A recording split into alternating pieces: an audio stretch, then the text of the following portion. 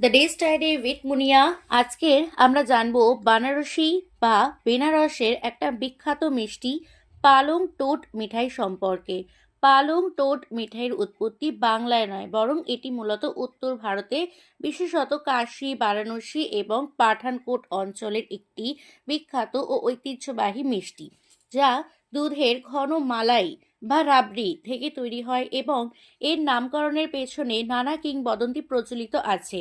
এটি দুধ ও চিনির একাধিক স্তর দিয়ে তৈরি করা হয় এবং এর আদি নাম ছিল খোয়েকাক মেসু, যা পরে পালং টড নামে পরিচিতি পায়।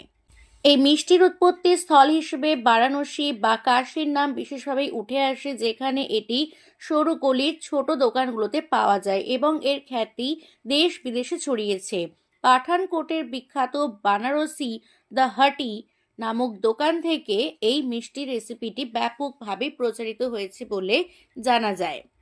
যদিও এর নাম ছিল খোয়েকা মেসু, যা লাহোরে তৈরি হতো বলে কিছু সূত্র অনুযায়ী জানা যায়। পালং টড নামটি এসেছে এই মিষ্টির অসাধারণ স্বাদ ও টেক্সচার থেকে, যা এতটাই সমৃদ্ধ যে এটি খাওয়ার পর মানুষ বিছানা বা পালং ভুলে যেতে বাধ্য হয়। তাই এর নাম এরকমই হয়েছে, যে পালং টড। মহিষের দুধের ঘন মালাই বা রাবড়ি চিনি, জাফরান বা কেশর এবং ঘি দিয়ে তৈরি করা হয়।